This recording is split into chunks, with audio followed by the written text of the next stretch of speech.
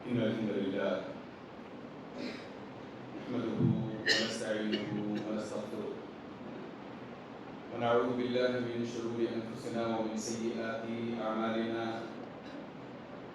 من يهد الله فلا مضل له ومن يضلل فلا هادي له وأشهد أن لا إله إلا الله وحده لا شريك له وأشهد أن محمدا عبده ورسوله صلى الله عليه وسلم تسليما كثيرا يا أيها الذين آمنوا اتقوا الله حق تقاته ولا تموتن إلا وأنتم مسلمون يا أيها الناس اتقوا ربكم الذي خلقكم من نفس واحدة وخلق منها زوجها وبث منهما رجالا كثيرا ونساء واتقوا الله الذي تساءلون به والأرحام إن الله كان عليكم رقيبا يا أيها الذين آمنوا اتقوا الله وقولوا قولا سديدا يصلح لكم أعمالكم ويغفر لكم ذنوبكم ومن يطع الله ورسوله فقد فاز فوزا عظيما أما بعد فإن خير الكلام كلام الله وخير الهدي هدي محمد صلى الله عليه وسلم وشر الأمور محدثاتها وكل محدثة بدعة وكل بدعة ضلالة وكل ضلالة في النار قال الله تبارك وتعالى فما آمن لموسى إلا ذرية من قومه وكذلك قال الله عز وجل إنهم فتية آمنوا بربهم وزدناهم هدى برادران اسلام اور امت مسلمہ کی پردہ نشین ماں و بہنوں، ہم تمام ہمیشہ ہی اللہ عز و جل کے شکر گزار ہیں اور ہمیشہ ہمیں اللہ عز و جل کا شکر گزار ہونا بھی چاہیے کہ جب تک ہم اللہ عز و جل کا شکر ادا کرتے رہیں گے، حالانکہ صرف زبانی طور پر شکر ادا کیا جائے یہ بالکل صحیح نہیں ہے، مگر چونکہ میرا موضوع شکر کے تعلق سے نہیں ہے لہٰذا میں ضمناً آپ کے سامنے یہ بات کرتا ہوں کہ ہمیں ہمیشہ اللہ عز و جل کا شکر ادا کرتے رہنا چاہیے تاکہ پھر اللہ عز و جل اپنی نعمتوں کا سلسلہ، اپنے فضل کا سلسلہ اور عافیتوں کا سلسلہ ہم پر ہمیشہ باقی رکھ سکیں۔ اللہ سے دعا کرتے چلیں کہ اللہ عز و جل ہماری اپنی زندگیاں ہمیشہ عافیت میں گزارے، آمین یا رب۔ بعدہ ہزارہ درود و سلام نبی کریم صلی اللہ علیہ وسلم کی ذات مبارکہ پر کہ نبی کریم صلی اللہ علیہ وسلم نے رہتی دنیا تک اپنی 23 سالہ نبوت والی زندگی ہی میں صحیح قدم قدم پر دکھلا دیا کہ اگر ہمیں اس دنیا اور آخرت دونوں کی کامیابی چاہیے تو ہمیں ہمیشہ اسلام سے چمٹے رہنا ہے، کیونکہ اسلام ہی میں ہماری اپنی اس دنیا میں سربلندی ہے، سکسیس ہے، اور اسی طریقے سے ہمارا آخرت کا سفر بھی آسان رہے گا۔ اللہ عز و جل کے فضل و کرم سے ہم انشاءاللہ تعالی جنت میں داخل ہو سکیں گے اگر ہم دین سے چمٹے رہیں، دین پر باقی رہیں، دین پر ہماری موت ہو۔ کبھی آپ نے غور کیا ہے کہ کسی بھی کمپنی میں ہو، کسی بھی انڈسٹری میں ہو، فیکٹری میں ہو یا معمولی دکانیں بھی دیکھ لیں، جہاں کسی کو امپلوائے کرنے کی بات آتی ہے، کسی کو کام پر لینے کی بات آتی ہے، جاب پر رکھنے کی بات آتی ہے، عام طور پر نوجوانوں کی طرف لوگوں کی نظریں اٹھتی ہیں۔ پھر چاہے وہ کوئی کمپنی ہو، عام طور پر چاہتی ہے کہ نوجوانوں کو وہ ہائر کرے، انڈسٹریز ہوں، فیکٹریز ہوں، کوئی عام طور پر بوڑھوں کو ہائر نہیں کرتا۔ ہاں ایک آدھ اوپری پوزیشن جو مارگ درشن جسے کہتے ہیں، اس کے لیے اگر ٹاپ موسٹ کی کوئی پوزیشن، خاص طور سے جس بندے نے 20 25 30 سال اپنی جوانی کے اس طریقے سے کام کرتے ہوئے اپنا ٹریک ریکارڈ پروون کرتے ہوئے نکالے تو اور بات ہے، ورنہ عام طور پر نوجوانوں کو بڑی امید کے نظر سے دیکھا جاتا ہے۔ اس کی ایک تازہ مثال، یہ جو نیا سلسلہ چل اٹھا ہے 4 سال تک ملازمتوں کا، آرمی وغیرہ میں صرف 4 سال کی ملازمت کا نیا جو سلسلہ چل اٹھا ہے، اس کو بھی غور سے دیکھیں۔ حالانکہ میں اس پر بات نہیں کر رہا، بس آپ کا دھیان کسی طرف کھینچنا چاہتا ہوں میں کہ عام طور پر کسی بھی قوم کی ترقی کے لیے، کسی بھی قوم کی کامیابی کے لیے اس کی اپنی نوجوان نسل کی طرف دیکھا جاتا ہے. اور اگر نوجوان نسل ہسلنگ بسلنگ ہو، نوجوان نسل دین پر قائم دائم ہو، نوجوان نسل جس مشن کو اس کے لیے کھڑا کیا جائے اس پر وہ چگنگ عوام جسے کہتے ہیں وہ کرتی رہے، گامزن ہو، تو پھر اس قوم کا کوئی بال باقا نہیں کر سکتا، وہ قوم سربلند ہو کر رہے گی. مسلمان قوم کے ساتھ بھی یہی معاملہ ہے. اسی وجہ سے میں نے آپ کے سامنے بس 2 آیات کا چھوٹا سا ٹکڑا، ایک ایک آیات الگ الگ مقام سے لے کر کے میں نے چھوٹے چھوٹے ٹکڑے آپ کے سامنے پڑھے ہیں. ویسے اور بھرمار ہے قرآن میں ان چیزوں کی، جس سے خاص طور پر اس بات کی طرف اشارہ ملتا ہے کہ مسلمان بھی، اسلام بھی اپنے نوجوانوں کی طرف دیکھتا ہے کہ یہ نوجوان اگر سدھر جائے، یہ نوجوان اگر اسلام پر آ جائے تو پھر اسلام کو سربلند ہونے سے، اسلام کو سپریم ہونے سے کوئی نہیں بچا سکتا. میں نے آپ کے سامنے جو آیت پڑھی تھی، فَمَا آمَنَ لِمُوسَىٰ إِلَّا ذُرِّيَّةٌ مِّن قَوْمِهِ، موسیٰ علیہ السلام پر ان کی اپنی قوم میں سے کس نے ایمان لایا تھا؟ بوڑھے بزرگوں نے نہیں، نوجوان لڑکوں نے. امام ابن کثیر رحمہ اللہ اس آیت کی تفسیر میں صاف طور پر کہتے ہیں وَهُمْ الشَّبَابُ، وہ نوجوان لوگ تھے جنہوں نے اپنی اس جو قوم تھی اس قوم کی کایا پلٹ دی تھی، رخ پلٹ دیا تھا، وہ نوجوان قوم تھے. اسی طریقے سے سورۃ الکہف کی آیت کا ایک چھوٹا سا ٹکڑا میں نے آپ کے سامنے پڑھا، انہم فتیۃ آمنوا بربہم، وہ اصحاب الکہف، کہف کی قوم کے جو لوگ تھے وہ بھی نوجوان تھے. انہم فتیۃ آمنوا بربہم، وہ ایمان پر ثابت قدم رہے، انہوں نے اپنی زندگی کا مقصد پہچانا، وہ زندگی بھر ایمان پر اللہ عز و جل کے دین کو بلند کرنے میں، اللہ عز و جل کے دین کی خدمت کرنے میں لگے ہوئے تھے. نتیجتاً وزدناہم ہدی، اللہ عز و جل نے ان کی ہدایت میں نہ صرف اضافہ کیا بلکہ رہتی دنیا تک کے لیے ان کو مثال بنا کر چھوڑ دیا. اسی وجہ سے ہم one of the reasons جو ہم سورۃ الکہف کا جمعہ پڑھتے ہیں یہ کہ ہم اس چیز سے ریفلیکشن لے کر کے اپنے لیے انفلوئنسز ڈرا کر سکیں، اسباب لیسنز ڈرا کر سکیں. عام طور پر یہی ہوتا ہے اور یہی کچھ نبی کریم صلی اللہ علیہ وسلم نے بھی کیا کہ میں نوجوان نسل کی طرف بڑی امید سے دیکھتا ہوں. آپ کو تو وہ واقعہ پتا ہوگا، میں اس واقعے کی تفصیل میں جانا نہیں چاہتا. طائف سے نبی کریم صلی اللہ علیہ وسلم 3 بڑے بڑے وہاں کے سرداروں کو دعوت دے کر کے دوسرے مانوں میں ناکام لوٹ رہے تھے، کیونکہ تینوں میں سے کسی نے اسلام قبول نہیں کیا. بلکہ میں اگر اس کی ڈیٹیل میں جاؤں تو اس پر صرف اسی پر خطبہ بن سکتا ہے کہ کیسے ان تینوں نے نبی کریم صلی اللہ علیہ وسلم کا مذاق اڑانے کی کوشش کی. بس نظر that's not the point. The point is جب نبی کریم صلی اللہ علیہ وسلم واپس ہوتے ہیں ایک پوائنٹ پہ جبریل علیہ السلام پہاڑوں کے فرشتے کو لے کر کے آ جاتے ہیں، کہتے ہیں اے نبی کریم صلی اللہ علیہ وسلم یہ پہاڑوں کا فرشتہ ہے، اللہ عز و جل نے اسے آپ کے لیے اور آپ کی حفاظت کے لیے بھیجا ہے، آپ اس سے بات کریں. نبی کریم صلی اللہ علیہ وسلم سے وہ فرشتہ کہتا ہے اگر آپ اجازت دیں یا رسول اللہ تو ان 2 پہاڑوں کے بیچ میں جو طائف کی بستی ہے، جن لوگوں نے ایمان آپ پر نہیں لایا بلکہ جن لوگوں نے آپ کی لنچنگ کی ہے، اگر آپ ایک حکم دیں تو ہم ان 2 پہاڑوں کو ایسے ملا دیں گے کہ اس کے بیچ کی بستی پس کر رہ جائے. نبی کریم صلی اللہ علیہ وسلم چاہتے تو ہاں کہہ دیتے. اگر نبی کریم صلی اللہ علیہ وسلم کی ویژن کو دیکھیں، کتنے بڑے ویژنری تھے نبی کریم صلی اللہ علیہ وسلم. نبی کریم صلی اللہ علیہ وسلم نے کہا نہیں، مجھے اس قوم کے ان لوگوں سے امیدیں نہیں، نہ صحیح مگر اس کے بعد جو ان کے پیچھے جو نسل چل رہی ہے جو ابھی جوان ہوا چاہتی ہے، اب تک میں ان کے اندر جوانی آنے والی ہے، مجھے اس نسل سے، اس نوجوان نسل سے امید ہے. آج کا نوجوان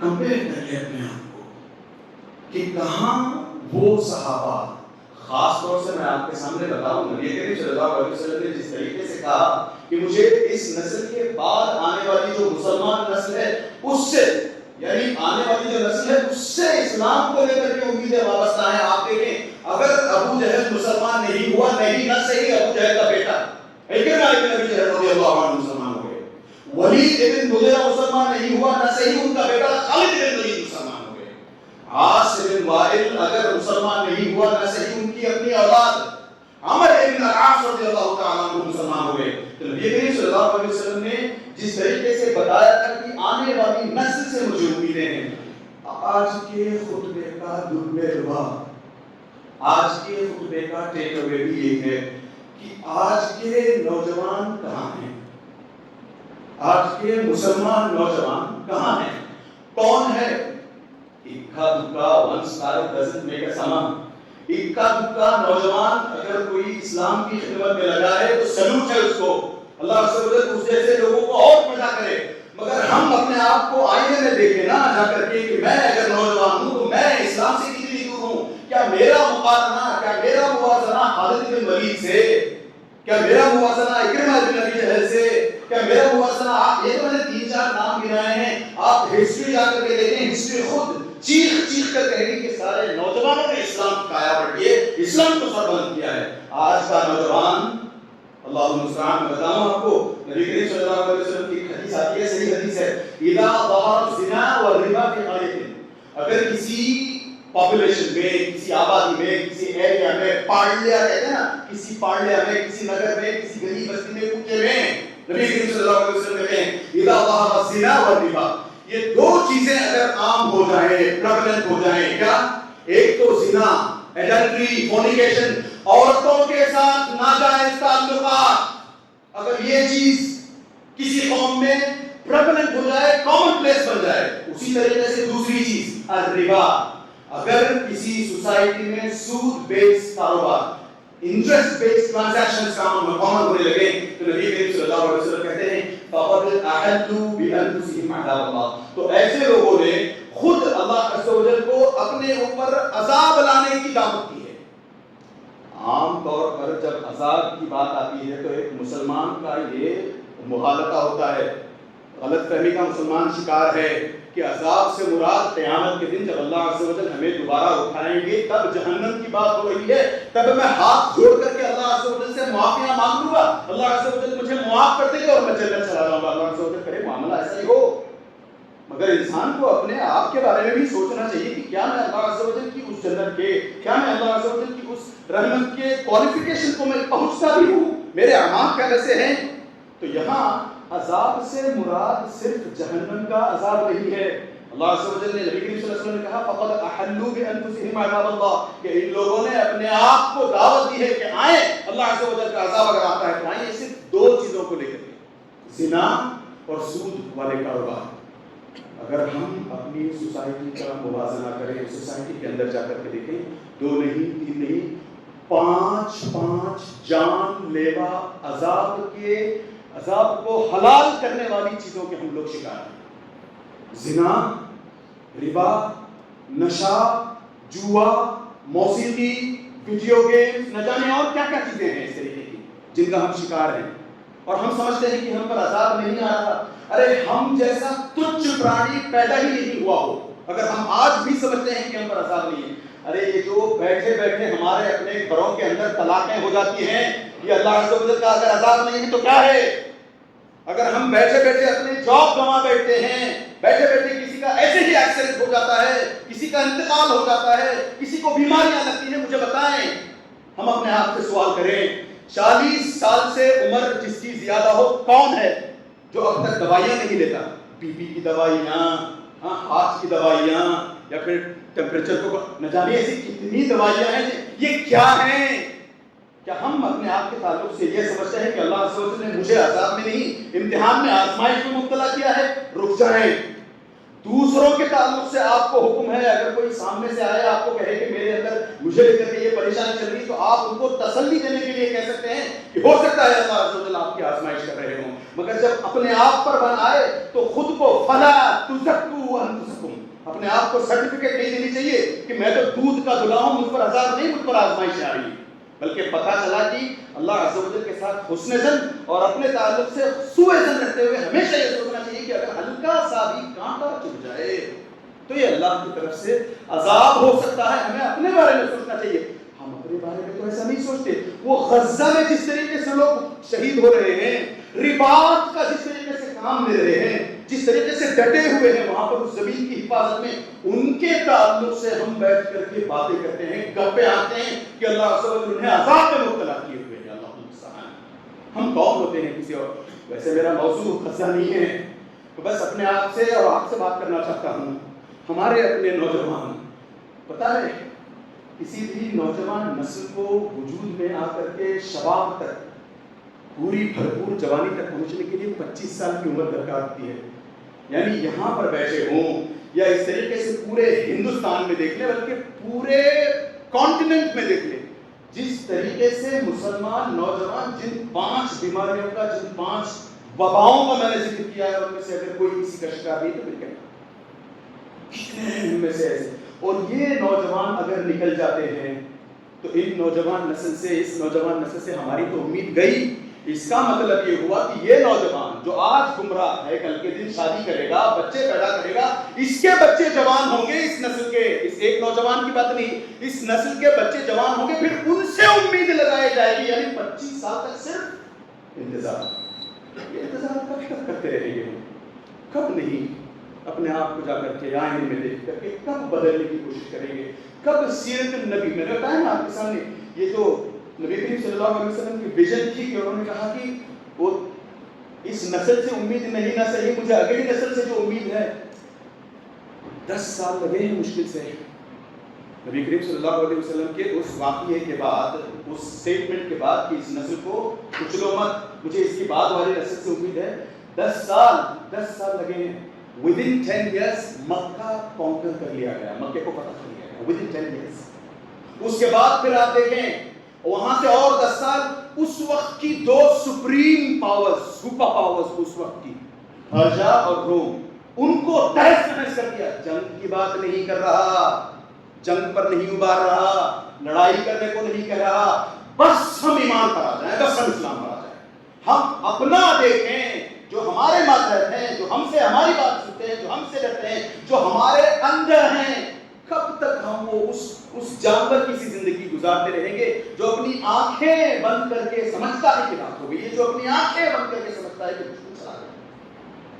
بہت پہلے ہمیں سمجھانا چاہیے تھا. یہ وبائیں جس طریقے سے آپ جا کر کے خود، بلکہ مجھ سے زیادہ آپ میں سے کئی ہوں گے جو اس کی پلس سے واقف ہوں گے کہ آج کا نوجوان منشیات کا شکار ہے.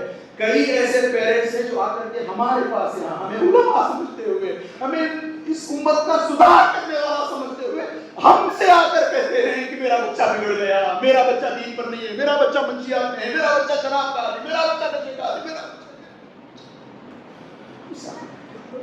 ہم سے، جبکہ ہم خود اسٹرگل کر رہے ہیں. میں اپنی بات کرتا ہوں، صرف بڑی اسٹرگل ہوتی ہے. اسی وجہ سے ابن مسعود نے کہا من کانا مستنن فلیستن بمن قد مات. جس کسی کو اگر کوئی رول ماڈل بنانا ہو تو وہ اپنا رول ماڈل ان کو بنائے جو اس دنیا سے اسلام پر زندگی گزار کر جا چکے ہیں. فإن الحي لا تؤمن عليه فتنہ. جو لوگ زندہ ہیں ان پر ابھی فتنے آنے باقی ہیں، وہ سیکیور نہیں ہیں فتنوں سے. آج میں مسلمان ہوں، آج ہم مسلمان ہیں، ہو سکتا ہے ہم میں سے کوئی اسلام کو چھوڑ کر کے چلا جائے، معاذ اللہ عز و جل بچائے رکھے ایسی زندگی سے ہمیں. تو ہم سے آ کر کے گہار لگاتے ہیں میرا بچہ بس میری آنکھوں کے سامنے رہے، میں اس کو ڈانٹوں گا، اس کو نشے سے دور کرنے کے لیے کہوں گا، اس کو اچھی عادتوں میں، اس کو نماز کو چھوڑ کر چلا جائے گا میرے گھر کو، وہ چھوڑ کر چلا جائے، وہ پتہ نہیں کہاں چلا جائے گا، خودکشی کر لے گا، اس سے تو بہتر ہے کہ میری آنکھوں کے سامنے زندہ پڑا دے. یہ بہت جگہ ہو رہا ہے. اگر ہم اب بھی نہیں جاگیں گے تو پتہ نہیں اور کون سی ایسی طاقت ہے اور کون سا ایسا وقت ہے. کیا ہم سمجھتے ہیں کہ امام مہدی آئیں گے، ان کے ہاتھ میں ایک جادوئی چھڑی میجک وانڈ ہوگی، وہ گھما دیں گے اور سب کے سب نہیں. امام مہدی کو ہم میں سے جو نیک ہیں ان کی ضرورت ہے. کون ہے؟ اگر آج شام کل صبح امام مہدی آتے ہیں ہم سب بغلیں جھانکنے لگیں گے، یہ میرا تھوڑا سا وہ ہے، میرا تھوڑا سا یہ ہے، میرا یہ مسئلہ ہے، وہ مسئلہ. اسلام کو یاد رکھیں، سب سے بڑی بات تو یہ ہے کہ نبی کریم صلی اللہ علیہ وسلم نے بھی اور خود اللہ عز و جل نے بھی کہا ہے وَالَّذِي أَرْسَلَ رَسُولَهُ بِالْحَقِّ لِيُظْهِرَهُ عَلَى الدِّينِ كُلِّهِ. یہ دین ساری دنیا پر غالب آ کر رہے گا. یہ دین، اس کا بول بالا ہر کوئی اس کا نام لے کر رہے گا. لوگ مسلمان ہوں گے ریوائول ہوگا, رنیسانس ہوگا, دوبارہ اسلام پھیلے گا, دوبارہ اسلام خوب چرچت ہوگا, مگر ہم کیا اس کام میں اپنے آپ کو پاتے ہیں اس کام کے کرتے ہوئے یا نہیں, یہ ہمارے اپنے ہاتھ میں ہے. میں نے کہا 5 چیزیں ہیں جن میں آج کا نوجوان ڈوبا ہوا ہے. ان نوجوانوں کو ان 5 چیزوں سے یا اس طرح کی چیزوں سے نکال کر دین کی طرف لانا ہمارا اپنا فرض ہے. کب تو وہ ایک بندہ ہے, ویسے کوئی خاص اچھا بندہ نہیں ہے کہ جس کا نام منبر رسول سے کھڑے ہو کر کے لیا جا سکے, مگر اس کا ایک شعر ہے بڑا زبردست, لگے گی آگ تو آئیں گے گھر کئی صدمے, یہاں پہ صرف ہمارا مکان تھوڑی ہے. یعنی ہم اگر یہ سوچ کر بیٹھیں کہ میرا بچہ تو نشے کا وہ نہیں عادی نہیں ہے, میرا بچہ تو سگریٹ نہیں پیتا, میرا بچہ تو شراب کا عادی نہیں ہے, میرا بچہ لڑکیوں کے ساتھ ہم اگر اپنے بارے میں اپنے بچوں کے بارے میں, اور پتہ چلا کئی مرتبہ ایسا ہوتا ہے کہ ہم ماں باپ اپنے بچوں کو لے کر کے غلط فہمی کا شکار ہیں. ہمارے کئی ایسے بچے ہوتے ہیں جو ہمارے سامنے مکھوٹا اوڑھ کر کے آ جاتے ہیں جب وہ گھر واپس آتے ہیں, جب وہ اپنے کالج میں ہوتے ہیں. ارے کالجز اسکولز نشے کا اڈا بنے ہوئے ہیں, 10-10 روپئے میں ڈرگس ملتے ہیں کالجز میں, تو پھر بھی ہم اپنے بچوں کو کالجز, پھر بھی ہم اپنے بچوں کو, مجھے بتائیں اس دنیا میں جب ہم آتے ہیں تو کون نہیں چاہتا کہ اس کی کامیابی ہو, کون نہیں چاہتا اس دنیا میں کامیاب ہونا, کون نہیں چاہتا اس دنیا میں عزت کے ساتھ زندگی گزارنا, کون نہیں چاہتا اس دنیا میں اس کو دولت آئے. مگر دولت کے لیے, عزت کے لیے, کامیابی کے لیے اگر ہم اسلام کو اپنے پیروں تلے کچل کر جاتے رہیں گے, ٹھیکا ملے گا ٹھیکا, نہ دنیا میں کچھ نہ آخرت میں کچھ. وہیں اگر ہم دنیا میں اپنی عزت چاہتے ہیں, دولت چاہتے ہیں, کامیابی چاہتے ہیں, تو اسلام پر جتنا زیادہ پابندی سے رہیں گے اتنی زیادہ یہ تینوں چیزیں ملیں گی. کہ میں خود نہیں کہہ رہا, ہمارے اپنے گرو نے بولا, اور خود نبی کریم صلی اللہ علیہ وسلم, خود قرآن یہ سب باتیں کہتا ہے. مثال کے طور پر میں نے کہا نا, عزت, دولت, کامیابی, یہ 3 ہمیں ہمیشہ ان 3 چیزوں کی طلب ہوتی ہے. عزت کس کو پیاری نہیں ہے؟ عمر رضی اللہ تعالیٰ عنہ کا قول سن لیں, کنا اذل قوم فاعزنا اللہ بالاسلام, ہم ایک ایسی گئی گزری قوم تھے, یعنی سب سے ذلیل قوم ہم تھے. ارے ہسٹری میں ہمارے اپنا کوئی مینشن بھی نہیں کرنا چاہتا تھا, کوئی ایک نیک کام ہم سے نہیں ہوتا تھا. ہم وہ قوم تھے دنیا میں شراب کے نشے میں دھت رہنے والے, لڑائیاں چھوٹی سی بات کو لے کر کے صدیوں تک لڑائیاں لڑنے والی قوم تھے. فاعزنا اللہ بالاسلام, اگر ہمیں عزت ملی ہے تو مسلمان بننے پر ملی ہے, اسلام پر آنے پر نہیں. آج بتائیں, میں نے کہا نا مسلمان کہاں عذاب کے شکار نہیں ہیں, طرح طرح کے عذاب میں. جیسے میں نے کہا کسی کا طلاق ہو جاتا ہے, کسی کے بچے بچھڑ جاتے ہیں, وہ دیکھا پلین کریش میں کیسے لوگ, اس میں کتنے مسلمان ہو غیر مسلمان میں وہ پلین کریش کو لے کر کے وہاں کوئی ٹکٹ نہیں کر رہا. میں بس بتانا یہ چاہتا ہوں کہ اس طریقے سے موت کبھی بھی آ سکتی ہے. ہم نے اپنے بچوں کو کتنا دین پر لانے کی کوشش کی ہے, خود کتنے دین پر زندگی گزارتے ہیں. ہماری اپنی زندگیوں کا جائزہ لیں, سوچ کر دیکھیں تو پتہ چلے گا کہ جتنا ہم عزت کے پیچھے دوڑیں گے اتنا عزت ہمیں دوڑائے گی, جتنا ہم اسلام کے پیچھے دوڑیں گے اتنا عزت ہمارے پیچھے آئے گی. خود عمر رضی اللہ تعالیٰ عنہ کا قول کہتا ہے, عمر رضی اللہ تعالیٰ عنہ کی اپنی زندگی دیکھیں, اسلام سے پہلے اور اسلام کے بعد والی زندگی دیکھیں. اسلام سے پہلے جو زندگی کی 2 لائنز میں سم اپ کی جا سکتی ہے, میکسیمم 1 پیج, ایک پیج میں ان کا سارا لکھ دو, اسلام سے پہلے والی زندگی. اسلام کے بعد والی زندگی میں آج بھی لوگ ان کی تعلق سے لکھتے جاتے ہیں, کتابیں موجود ہیں, والیوم میں کتابیں, 1 والیوم 2 والیوم 4 10 والیوم پر کتابیں ملیں گی ان کی تعلق سے. آپ کو پڑھتے پڑھتے ہم بوڑھے ہو جائیں گے مگر ان کی زندگی سمجھ نہیں پائیں گے. اتنی زندگی کیوں؟ فاعزنا اللہ بالاسلام. 2 باتیں اور ہیں, دولت اور کامیابی کے تعلق سے بھی آپ کے سامنے رکھتا ہوں. بس اللہ سے دعا کریں کہ اللہ سے ہمیں جب تک اس دنیا میں زندہ رکھے, نیک بنا کر زندہ رکھے, اسلام پر پوری طریقے سے زندگی گزارتے ہوئے زندہ رکھے. اور جب ہمارا خاتمہ اللہ عز و جل فرمائے تو سچ میں ہم اپنے بچوں کو یہ کہنے کے قابل کر سکیں, فلا تموتن الا وانتم مسلمون. آمین یا رب. صلی اللہ علیہ نبینا محمد وعلی آلہ وصحبہ.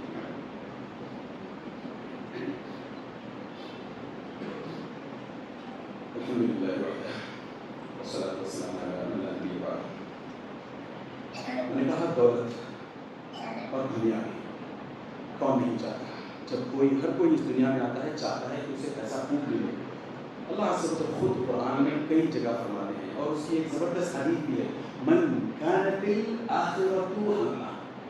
اگر ہم اپنی دنیا سدھارنا چاہتے ہیں مگر ایکسپیریمنٹل نہیں کہ ٹھیک ہے مولوی صاحب نے کہہ دیا ہے میں جا کر کے اگلے 8 دن اگلے 15 دن اگلے 1 سال, نہیں, ایکسپیریمنٹل نہیں, یہ میرا اپنا کہنا نہیں ہے. کعب بن مالک رضی اللہ تعالیٰ عنہ وہ من کان یرید حرث الآخرۃ نزد له في حرثه ومن کان یرید حرث الدنیا نؤتیہ منها وما له في الآخرۃ من نصیب کے تفسیر میں کہتے ہیں کہ جو کوئی ایکسپیریمنٹلی دنیا, اچھا میں دنیا چھوڑ کے دیکھتا ہوں 1 سال 1 مہینہ 1 دن, نہیں, پھر مجھے آخرت ملتی ہے اور دنیا ملتی ہے کہ نہیں, آپ کو اپنا پورا ایمان لگانا پڑے گا اس میں, آپ کو پوری دل جمعی کے ساتھ, پوری یکسوئی کے ساتھ, پورے ہول ہارٹیڈلی آپ کو دین کے اندر دھسنا پڑے گا. آپ کی دنیا خود اللہ عز و جل کے نبی صلی اللہ علیہ وسلم فرماتے ہیں اتتہ الدنیا وہی راغمہ, دنیا ذلیل ہو کر ہمارے قدموں کے تلے آئے گی, ہمارے قدموں میں آئے گی. کب؟ جس کا آبجیکٹو, جس کا گول, جس کا پرپس آخرت. ہم میں سے کون کامیابی نہیں چاہتا؟ عزت کی بات ہوگی, دولت کی بات ہوگی, کون کامیابی نہیں چاہتا؟ خود اللہ عز و جل کہتے ہیں فمن زحزح عن النار وادخل الجنة فقد فاز. سچی کامیابی یہ نہیں ہے کہ آپ ایک ٹاپ کلاس بزنس مین بنیں, سچی کامیابی یہ نہیں ہے کہ آپ اپنی کمپنی کے سی ای او بن کر زندگی گزاریں, سچی کامیابی یہ نہیں ہے کہ آپ اپنے امپائر کے ان گراؤنڈ پرنس بن جائیں, نہیں, سچی کامیابی تو وہ ہے کہ ہم اور آپ آگ سے, جہنم سے بچا لیے جائیں, جنت میں داخل کر دیے جائیں. الا ان سلعۃ اللہ غالیہ, الا ان سلعۃ اللہ ہی الجنہ. اللہ عز و جل کی کموڈٹی جنت آسان نہیں ہے, اس کے لیے پاپڑ اس دنیا میں بیلنے پڑتے ہیں. بس 2 باتیں کہہ کر انشاءاللہ تعالیٰ آپ کے سامنے ساری بات ختم کرتا ہوں. وہ قصہ یاد کریں, میں پھر سے سارے قصے کی تفصیل میں نہیں جانا چاہتا, خاص طور سے ان لوگوں کے لیے, کچھ لوگ ہیں ہمارے اپنی سوسائٹی میں, ہاں آستین کی آنکھ سانپ کہیں ان کو, اللہ المستعان, اللہ عز و جل ہمیں بھی انہیں بھی ہدایت پر رکھے, آمین یا رب. کچھ لوگ ہیں جو یہ کہتے ہیں کہ سیرت النبی صلی اللہ علیہ وسلم آج کی ڈیٹ میں کمپیٹیبل نہیں ہے. سیرت النبی وہ 1400 سال پرانی بات ہے. آج آپ فیری ٹیل کے طور پر سناؤ تو سنے, مزے لیں, مگر آپ اس کو آج کے کانٹیکسٹ میں لا کر کے فٹ کرنا چاہتے ہو, امپاسبل. کچھ لوگ کہتے ہیں. ان کے لیے ایک چھوٹا سا نمونہ پیش ہے, چھوٹا سا نمونہ. ویسے جو میں نے تھوڑی دیر پہلے بتایا تھا نا طائف کا قصہ, وہ خود بھی ایک نمونہ تھا. میں بتاؤں آپ کو, the fact of the matter یہ ہے کہ آج سیرت النبی جتنی ریلیونٹ ہے شاید ہی پہلے کبھی نہیں. ہمیں سیرت النبی سے دروس لینے نہیں آتے, ہمیں سیرت النبی کو اس نظر سے پڑھنا نہیں آتا. گناہ چھوڑیں گے تو سیرت النبی اس طریقے سے سمجھ میں آنے لگے گی. تو میں بات اصل میں ایک قصے کی کر رہا تھا. احد کسے نہیں پتا, نام سے پتا ہوگا, احد کا پہاڑ, غزوۃ الاحد, جنگ احد. اس میں ایک پوائنٹ ایسا آیا تھا کہ نبی کریم صلی اللہ علیہ وسلم کے موت کی افواہ, قتل ہونے کی افواہ شیطان نے اڑا دی. زور سے کہلایا تھا, شیطان نے زور سے چلایا تھا کہ محمد قد مات, ان محمدن قد مات, محمد مر چکا ہے. اس نے کہا تو لوگوں نے بلیو بھی کرنا شروع کیا. لوگوں میں افواہ فائر کی طرح پھیلتی چلی گئی کہ ہاں شاید سچ مچ نبی کریم صلی اللہ علیہ وسلم کا انتقال ہو گیا ہے. ایونچولی ہوا یہ کہ ایک پوائنٹ آیا ہے, ابو سفیان اپنے اس وقت کے مشرکین لوگوں کے ساتھ جو جنگ کے لیے آئے ہوئے ہیں, وہاں سے زور سے چلاتا ہے افی القوم محمد, کیا تمہاری اپنی قوم میں محمد ہے؟ کیونکہ اس کو خبر لگی ہے کہ نبی کریم صلی اللہ علیہ وسلم کا انتقال ہو چکا ہے, تو وہ کنفرم کرنا چاہتا ہے افی القوم محمد. 3 مرتبہ پوچھا. نبی کریم صلی اللہ علیہ وسلم نے کہا لا تجیبوا, ڈونٹ اوپن یور ماؤتھ, جواب مت دو, کچھ مت بولو, خاموش ہو, سب خاموش. اس کے بعد جب 3 بار بھی سوال کا جواب نہیں آیا تو اس نے سمجھا کہ شاید نبی کریم صلی اللہ علیہ وسلم نے انتقال ہوا ہے. افی القوم ابن ابی قحافہ, کیا تمہاری قوم میں ابو بکر موجود ہیں؟ نبی کریم صلی اللہ علیہ وسلم نے کہا جواب مت دو. 2-3 مرتبہ دہرایا, جواب نہیں آیا. افی القوم ابن الخطاب, کیا تمہاری قوم میں عمر ابن خطاب موجود ہیں؟ نبی کریم صلی اللہ علیہ وسلم کا پھر سے اشارہ, کوائٹ, ایک لفظ نہیں, مت بولو. جیسے ہی اس نے ایسرٹین کر لیا ابو سفیان نے، آگے چل کر کے مسلمان ہوتے ہیں، ہاں ابھی تک میں اسے کہہ رہا ہوں، آگے سنیں، جیسے ہی اس نے ایسرٹین کر لیا کہ اب یہ تینوں قتل ہو چکے ہیں، اچھل اچھل کے نعرے لگانے لگا کہ اب لات کی بلندی ہو، عزا کی بلندی ہو، حبل کی بلندی ہو، یعنی یہ کہنے لگا کہ جنگ اب جنگ ہم جیتیں گے، کیونکہ محمد نہیں ہے، ابو بکر نہیں ہے، عمر نہیں ہے، اب جنگ آسانی سے جیتی جا سکتی ہے۔ آج کل کے جو لوگ نشے کے کاروبار میں ہیں، نشہ لوگوں میں عام کرنا چاہتے ہیں، وہ ہم سے اصل میں یہی چاہتے ہیں کہ ہمارے اندر کوئی محمد، ہمارے اندر کوئی ابو بکر، ہمارے اندر کوئی عمر پیدا نہ ہو۔ اس وجہ سے انہوں نے ہمیں منشیات میں، ڈرگز میں، نشے میں، شراب میں، جوئے میں، موسیقی میں ڈھکیلا ہوا ہے، اور جو بڑے ہیں ان کو سود میں ڈھکیلا ہوا ہے۔ ہم جب جاگیں گے تو ان کو پتا ہے، ان اینٹی سوشل ایلیمنٹس کو پتا ہے کہ جس دن ہم جاگ گئے پھر سے ہماری قوم کے اندر محمد، ابو بکر، عمر رضی اللہ عنہ صلی اللہ علیہ وسلم پیدا ہو سکتے ہیں، یہ پیدا ہو جائیں گے، پھر سے اسلام سپریم ہونے لگے گا۔ اس لیے ان کو لگائے رکھو، لگائے رکھو، لگائے رکھو۔ یہ گیم کیوں نہیں سمجھتا ہو؟ Why don't you understand simple logic, simple game؟ کب بدلے گے ہم؟ پتا ہے اس واقعے کے بس 6-8 سال بعد خود نبی کریم صلی اللہ علیہ وسلم کے کانڈکٹ کی وجہ سے، اپنے ڈمینر کی وجہ سے، اپنے اچھے اخلاق کی وجہ سے، جو ابو سفیان اس وقت اولو حبل، یہ ابو سفیان آگے چل کر کے خود مسلمان ہوتے ہیں۔ تو ہمیں یہ سبق لینا ہے کہ ہم اگر اپنے معاشرے میں، بالکل آخر ہم اپنے معاشرے میں اس طریقے سے لوگوں میں جا کر کے منشیات سے، ڈرگس سے، نارکوٹکس وغیرہ سے لوگوں کو، نوجوانوں کو نکالنے کا کام کریں گے، ہماری ویژن، مسلمانوں کی ویژن تو دوسروں سے الگ ہوتی ہے۔ ہمیں یہ بھی سوچنا چاہیے کہ ہم صرف اپنی قوم کے لوگوں کو نہیں، غیروں کو بھی ڈرگس سے نکالنے کی، نارکوٹکس سے نکالنے کی، نشے سے نکالنے کی کوشش کریں گے۔ ان دا پروسیس پتہ چلا ان میں سے کئی لوگ اسلام کے فوج میں آ جائیں گے انشاءاللہ۔ اللہ سے دعا کریں کہ اللہ عز و جل ہمیں اس قابل بنائے کہ ہم خود دین پر چل سکیں، نشے جیسی چیزوں سے دور رہ سکیں، اور دوسروں کو بھی اس طریقے سے نشے والی چیزوں سے دور کرتے ہوئے اسلام پر لے آ سکیں۔ اللہ عز و جل ہمیں اتنا قوی مومن بنائے، اتنا طاقتور مومن بنائے۔ اللہ عز و جل جب تک ہمیں دنیا میں رکھے، پوری عافیت کے ساتھ رکھے۔ جب ہمارا اسلام سے، جب ہمارا اس دنیا سے جانا ہو تو اللہ عز و جل ہماری اپنی زبانوں پر کلمہ توحید جاری فرمائے۔ ان اللہ و ملائکتہ یصلون علی النبی یا ایھا الذین آمنوا صلوا علیہ وسلموا تسلیما۔ اللهم صل علی محمد وعلى آل محمد كما صليت على إبراهيم وعلى آل إبراهيم إنك حميد مجيد۔ اللهم بارك على محمد وعلى آل محمد كما باركت على إبراهيم وعلى آل إبراهيم إنك حميد مجيد۔ عباد الله رحمني ورحمكم الله، إن الله يأمر بالعدل والإحسان وإيتاء ذي القربى وينهى عن الفحشاء والمنكر والبغي والعظيم لعلكم تذكرون، اذكروا الله يذكركم وادعوه يستجب